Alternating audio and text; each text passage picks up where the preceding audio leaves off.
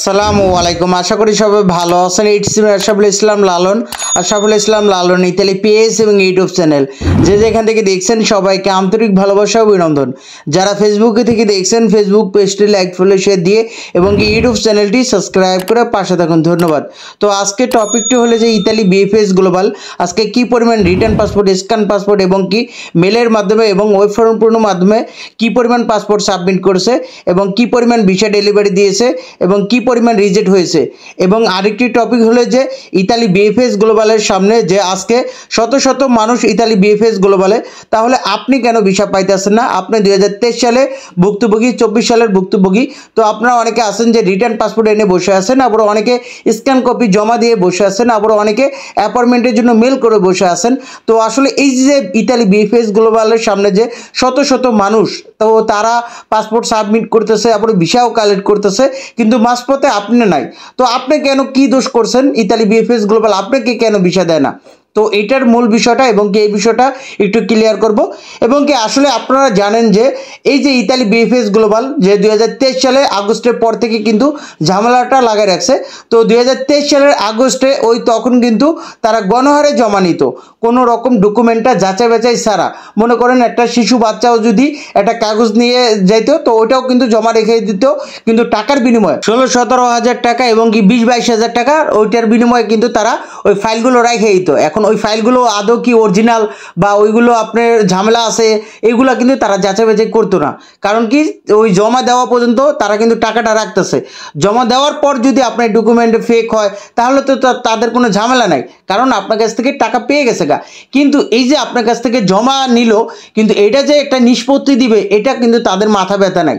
তো এখন মূলত কাজটা হইতেছে যেটা আপনারা জানেন যে 11ই অক্টোবর আইন পাস হয়েছে 2024 সালের, যে স্পোর্টাল ইনোকে ইমিগ্রেশন দ্বারা যাচাই বাছাই করতেছে দ্বিতীয়বার যাচাই বাছাই করে যদি আপনার ডকুমেন্টটা ঠিক থাকে তাহলে আপনাকে পাসপোর্টটা সাবমিট করতে বলতেছে। যারা রিটার্ন পাসপোর্ট এনে বসে আছেন এবং স্ক্যান কপি জমা দিয়ে বসে আছেন, এবং কি এখন যারা অ্যাপয়েন্টমেন্ট পাইতেছে যে ওয়েব ফর্ম পূরণের মাধ্যমে, তাদেরও কিন্তু ওই যে ওয়েব ফর্ম পূরণ করার পর সাবমিট করার পর যদি তাদের নুলস্থা বা তাদের ডকুমেন্ট যদি ঠিক থাকে তাহলে কিন্তু তাদেরকে অ্যাপয়েন্টমেন্ট দিতেছে। মূল কথা হলো কি যারা এখন জমা দিতেছে তারাই কিন্তু 100% ভিসা পাইতেছে। তো এখন আপনারা জমা দিয়েছেন আরও আগে, কিন্তু আপনাদের কোনো সমাধান দিতেছে না, কিন্তু 2025 সালে তারা কিন্তু আবারও দ্রুত একটা সমাধান পেয়ে যাইতেছে। অনেকে ভাবতে পারেন যে কোম্পানি অঞ্চলে কাজ হইতেছে না, যেমন নাপোলি, সালেনো, কাসাতা, আবিলিনো, বেনেভেন্তো। তো এই শহরে কাজ হইতেছে, তবে 2025 সালের গুলো কাজ হইতেছে, কিন্তু এই যে 23-24 এইগুলো যে জমা দিয়ে রাখছেন তো তাদেরকে কিন্তু এখন ওরকমভাবে সমাধান দিতেছে না। আমাদের প্রিয় এক ভাই, ওনাদের এক মালিকের 6 জনের আপনার ভিসা কালেকশনে SMS আসছে।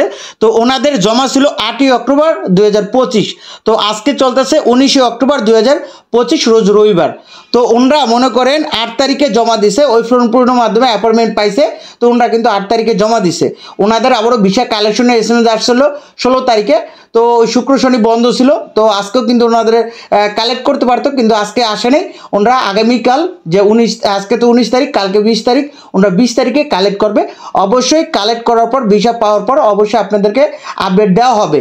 তো মূলত এই যে 6 জন যে এক মালিকের ভিসা পাবে, যে ওনাদের নাপোলি শহরের নুলস্থা ছিল, এটা কিন্তু 25 সালের এবং কি 25 সালের কোটা। কিন্তু দেখেন আপনারা 23 সালের 24 সালের কোটা এই যে আপনারা জমা দিয়ে বসে আছেন, আপনাদের কিন্তু খবর নাই, বা আপনাদের মধ্যেও কিন্তু নাপোলি শহরে ওরকমভাবে ভিসা পাইতেছে না। তবে আপনি বলতে পারবেন না যে নাপোলি শহর থেকে ভিসা দিতেছে না, ভিসাও দিতেছে, তবে একবারই সীমিত আকারে। এখন আপনি যে ঝুলে আছেন যে আপনি ভিসার আশা ছেড়ে দেন। দেখেন আপনারা যারা 2023 সালে 24 সালের কোটাদারি আছেন, তো আপনারা এবং কি 22 সালের কোটা, তো আপনারা ভিসার আশা ছেড়ে দিতে হবে যে 100%-এর মধ্যে আপনি 2% ভিসা পাইতে পারে, আর 98%ই ভিসা পাবে না। তো এখন এই 98%-এর মধ্যে আপনিও পড়ে যাইতেছেন, কিন্তু 2%-এর মধ্যে যদি আপনি থাকেন না, আপনার মাধ্যমে কাজ করতেছে বা আপনার আপনজন যে আপনার মানে মনের ভিতর বলতেছে যে আপনার মাধ্যমে কাজ করতেছে, তাহলে আপনি আশা করতে পারেন। আর যদি আপনি ওই যে 98%-এর মধ্যে থাকেন তাহলে আপনি 26 সালের জন্য প্রস্তুতি নেন, এটা আসলে কিছু করার নাই। আর যারা ভিসা পাওয়ার বিশেষ করে 2022 সালের কোঠা, 23 সালের কোঠা এবং কি 24 সালের কোঠাদারি, তো যারা ভিসা পাওয়ার তারা কিন্তু পেয়ে গেছে গা। 2022 সালেরও কোঠা অনেক হয়েছে, 2023 সালের কোঠাদারিরও কিন্তু অনেক ভিসা হয়েছে, যেটা হলে যে আপনার 2025 সালের লাস্টের দিকে কোরবানি ঈদের পর। তো আপনারা দেখছেন যে শত শত মানুষ পাসপোর্টগুলো সাবমিট করছে, এখনও সাবমিট করতেছে, প্রতিদিন ভিসা হইতেছে এবং কি প্রতিদিনও হবে। যেই মালিকে কাজ করে তার মাধ্যমে 100, 200, 300 ভিসা হয়। আবার যেই মালিকে কাজ করে না 500 এবং কি 1000 জমা দিলেও একটা ভিসাও বের করতে পারে না। আপনাদের তো অনেকেই আপডেট দেওয়া হয়েছে যে এক মালিকের 34 জন ভিসা পাইছে, এক মালিকের 30 জন ভিসা পাইছে, এক মালিকের 16 জন ভিসা পাইছে, এক মালিকের আপনার 10 জন পাসপোর্ট সাবমিট করছে, 30 জন পাসপোর্ট সাবমিট করছে। এমনটাও আপনারা দেখছেন যে এক মালিকের 64 জনের পাসপোর্ট সাবমিট করছে, বাস ভাড়া করে তারা ঢাকা ইতালি বিএফএস গ্লোবাল আসছে এবং কি আবারও কিন্তু এই যে একসাথে 64 জন ইতালি ভিসা কালেক্ট করছে। তো এই যে এক মালিকের 10 জন, 20 জন, 100 জন বা 50 জন, 150 জনের মানুষের ভিসা বের করছে। তো যারা কাজ করে তারা ওইরকম ওই 500 জনের লোকের কাজ করতে পারে, কিন্তু যারা মনে করেন প্রতারণার চিন্তা ভাবনা থাকে তারা যদি 1000ও জমা দেয় ওই একজনের ভিসা বের করতে পারে না। কারণ তাদের চিন্তা ভাবনাই আছে যে তার কাছ থেকে টাকা নিবে, আপনার কাছ থেকে 15 লাখ, 16 লাখ, 17 লাখ, 8 লাখ, 10 লাখ বা এই যে আপনার 20 লাখ টাকা নিবে, এই টাকা নিয়ে সে ইতালিতে বিজনেস করবে। আপনাকে কি নিবে সে? তো এরকম যারা মাধ্যমগুলো আছে তাদের দ্বারা যে আবেদন করছেন তারা কিন্তু এখন ভোগান্তি শিকার হইতেছেন। যারা কাজ করবে তারা কিন্তু ভিসা পাবে। তারা দেখেন এই যে আপনাদের মধ্যে দেখেন, আপনি প্রতিবেশীর দিকে তাকাই দেখেন যে এক মাধ্যম দিয়ে 10 জন 20 জন করে গেছে, ইতালিতে চলে গেছে গা, আপনার সাথে জমাইছে, তারা ইতালি চলে গেছে কিন্তু আপনি যেতে পারতেছেন না, আর ওই মাধ্যমে একটা মানুষও নিতে পারে নাই, এরকমও রেকর্ড আছে। মূলত যারা কাজ করে তারা কিন্তু আপনার জন্য চেষ্টা করবে, এটাই কথা। তারা আল্লাহকে ভয় পায় যে আপনার কাছ থেকে টাকা পয়সা নিছে, আপনি তো অপেক্ষা থাকবেন, হ্যাঁ তাকে টাকা পয়সা দিয়েছেন আপনি ইতালি যাওয়ার উদ্দেশ্যে। এখন একটা নুলস্তা পাওয়ার পর আপনি লাস্ট মুহূর্তে রিজেক্ট হইবেন কেন? আপনার নুলস্তা ওঠাটা ভাগ্য, এখন নুলস্তা না উঠতে পারে, কিন্তু নুলস্তা ওঠার পর আপনি যে ইতালি যাইতে পারবেন না, এটা আসলে প্রতারণা ছাড়া আর কিছুই না। এটা যদি মাধ্যমগুলো প্রতারণা করে তাহলে আপনি যাইতে পারবেন না। নুলস্তা তো যাচাই বাছাই করে বা আপনার নুলস্তাটা উঠছে, এখন এটা আসলে ভাগ্যের বিষয়। কি আপনার নুলস্তা উঠছে, একটা মালিক ঠিক আছে বা ওই মালিকে ঠিক না রাখতে পারলে নুলস্তা কীভাবে উঠলো? তো এখন যদি সে মালিকের সাথে প্রতারণা করে, মালিককে কোনো টাকা পয়সা না দেয়, তাহলে তো মালিককে ক্লিয়ার দিবে না। পেপুত্রা থেকে যখন ক্লিয়ার চাইবে বা সুই থেকে যখন ক্লিয়ার চাইবে তখন তার ক্লিয়ার দিবে না, ওই মালিকে রেসপন্স করবে না। তো মালিকের সাথে যদি ভালো ব্যবহার না করে বা মালিকের সাথে যদি কন্ট্যাক্ট না রাখে বা মালিকের যদি কিছু টাকা পয়সা না দেয়, মালিকে ক্লিয়ার দিবে না এবং কি মালিকে রেসপন্স করবে না, কিন্তু আপনার কাছ থেকে ঠিকই কিন্তু টাকা পয়সা নিয়ে এসে। তো আসলে এরকম আছে, কিছু কিছু মাধ্যম আছে ইতালিতে থেকে আবেদনের নামে আপনার কাছ থেকে টাকা পয়সা হাতিয়ে নিয়েছে, কিন্তু মূলত আপনার জন্য কাজ করে নাই, কিন্তু মুখে মুখে বলে ঠিকই যে আপনার জন্য এই করতেছি সেই করতেছি, দিন শেষে কিন্তু আপনার অপেক্ষা করার পর আপনি দেখতেছেন রিজেক্ট।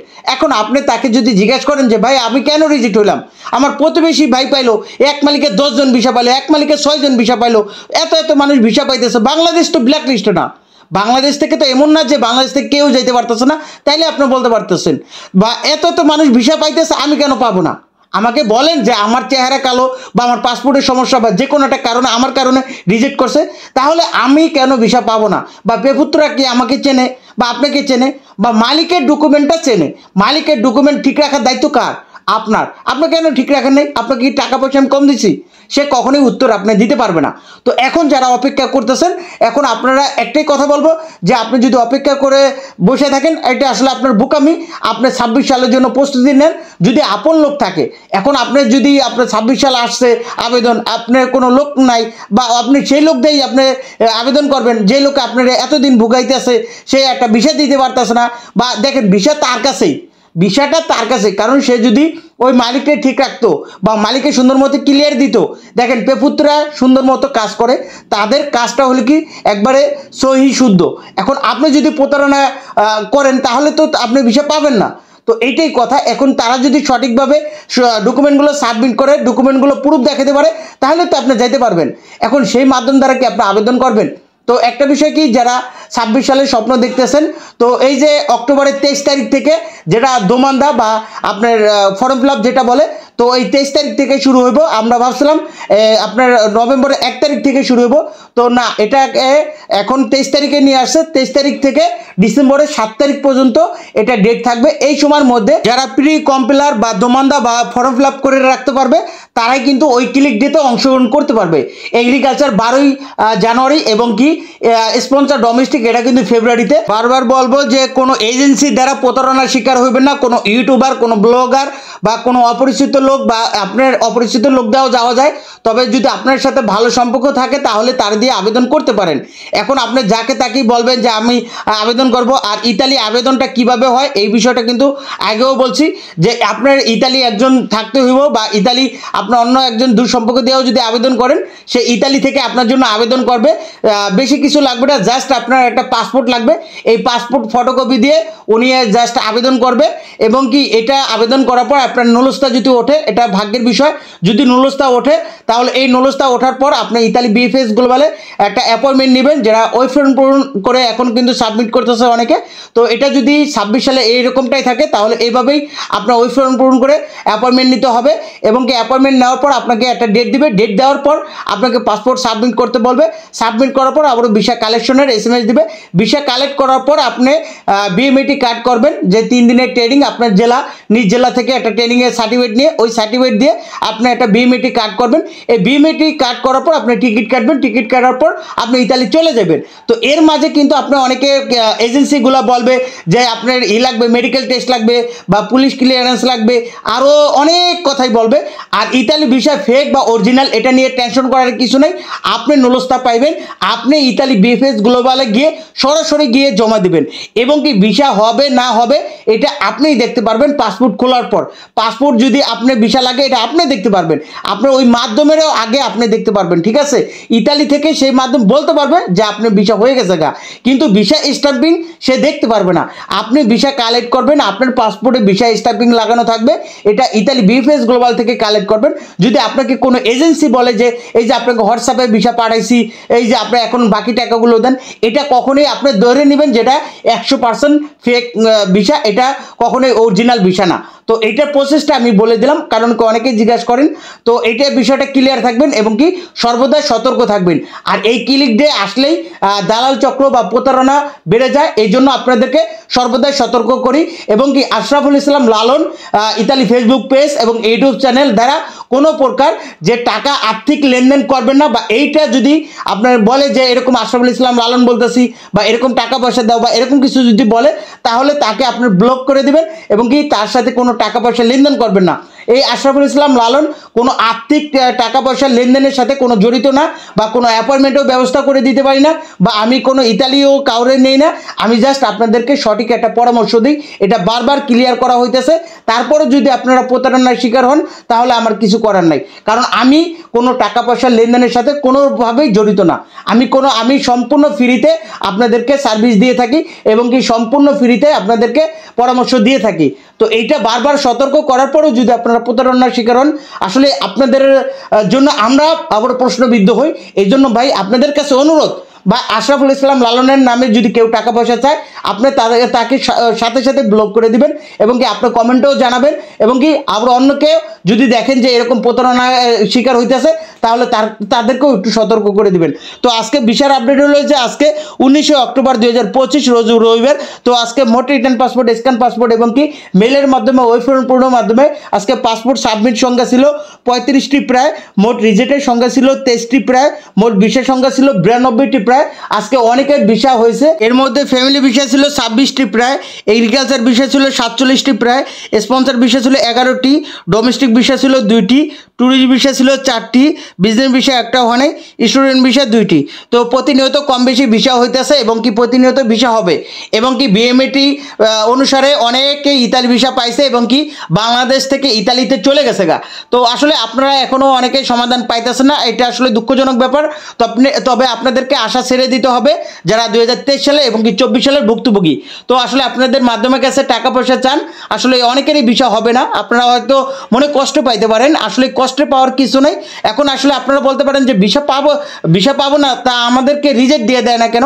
আসলে এইটাই আমাদের ভোগান্তি, বা এইটাই আমারও নিজেরও প্রশ্ন যে তোরা যদি ভিসাই না দেস, বা তাদেরকে যে এখন বর্তমান পরিস্থিতিতে বোঝা যাইতেছে যে 23 সালে 24 সালে ভিসা এখন দিবে না, তো এখন রিজেক্ট করে দে, তো ওইটাও করতেছে না। এটা আসলে দুঃখজনক ব্যাপার।